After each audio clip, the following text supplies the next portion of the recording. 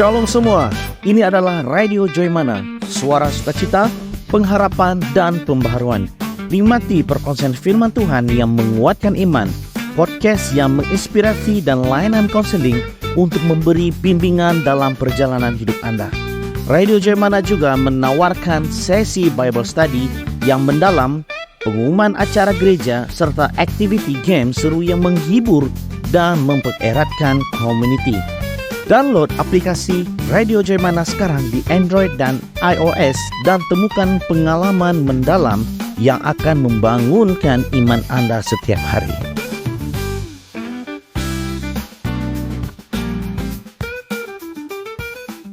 Shalom saudara yang dikasihi di dalam Tuhan Yesus. Hari ini saya membawa kita belajar dengan satu judul dari firman Tuhan, yaitu Harapan dalam Kristus, yang terdapat di dalam Roma 15 ayat yang ke-13. Semoga Allah, sumber pengharapan, memenuhi kamu dengan segala sukacita dan damai sejahtera dalam iman kamu, supaya oleh kekuatan Roh Kudus kamu berlimpah-limpah dalam pengharapan. Pasal Paulus dalam Roma pasal yang ke-15 adalah satu seruan agar seluruh umat Tuhan atau umat Kristen memiliki pengharapan di dalam Kristus. Pengharapan terdengar seperti halnya luar biasa untuk dicita-citakan di permukaan, memiliki penuh harapan dalam segala hal.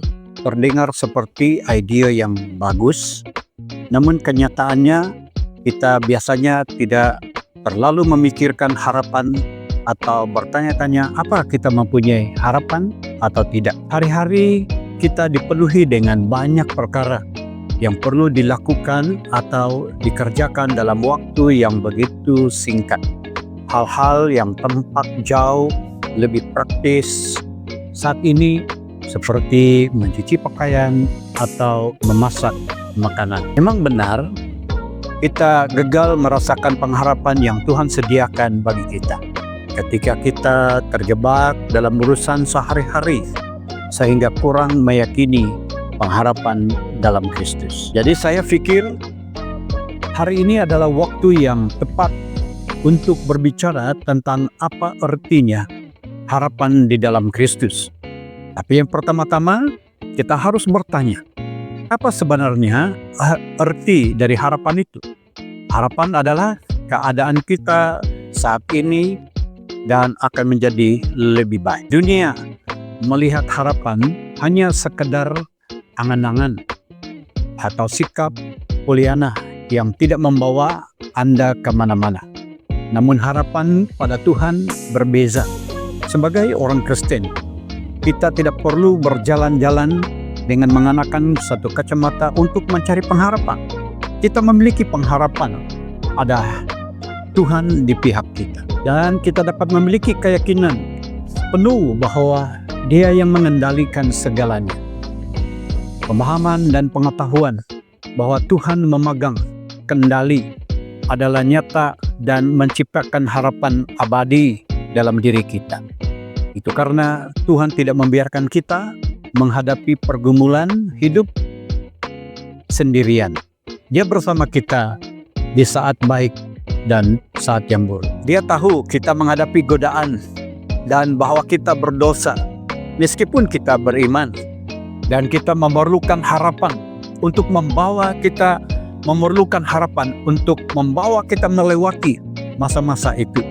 Jadi dalam dosa dan rasa malu kita, Dia menciptakan jalan keluar menuju keselamatan dan memberikan kita harapan hidup di dalam Kristus.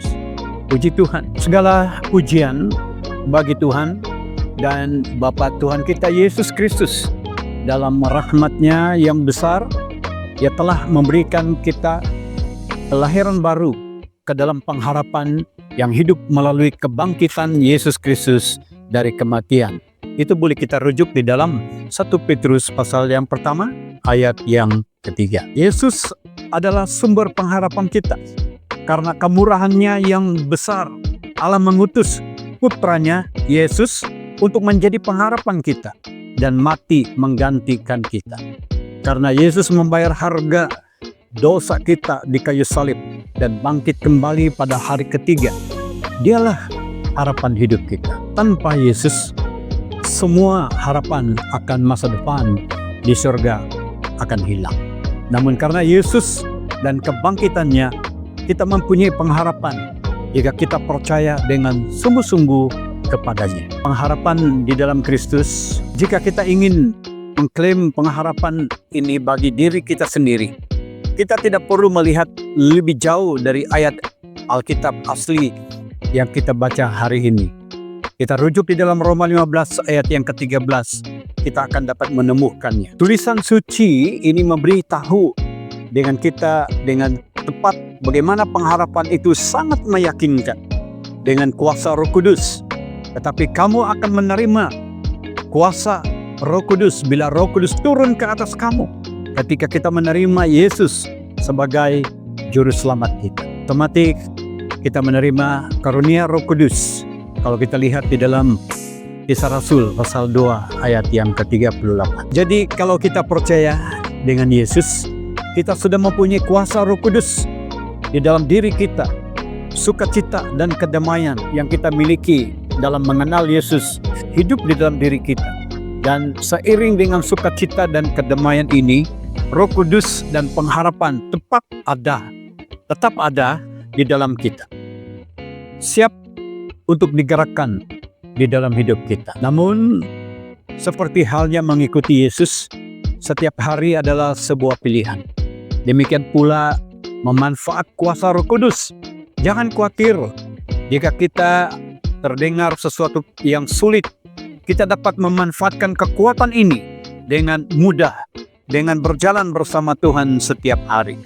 Artinya, membaca firman-Nya, berdoa, meminta petunjuk, dan mencari kehendak-Nya. Ketika kita melakukan hal-hal ini secara konsisten, kita akan melihat pengharapan yang kita terima dari Roh Kudus dalam kehidupan kita sehari-hari. Jika kita berpaling kepada Yesus, sumber pengharapan kita, Dia akan membantu kita melewati pencobaan apapun yang mungkin kita hadapi. Dan bagaimanapun keadaan kita saat ini, melalui kesabaran dan ketekunan, Tuhan akan memberi kita sukacita dan kedamaian dalam beriman, serta kemampuan untuk melimpah dalam pengharapan. Doa saya untuk kita semua, semoga Tuhan pengharapan memenuhi kita dengan segala sukacita dan kedamaian dalam beriman. Dan kiranya kita mengetahui kuasa Roh Kudus dan melimpah dalam pengharapan padanya hari ini sampai selama-lamanya. Amin. Tuhan Yesus memberkati kita.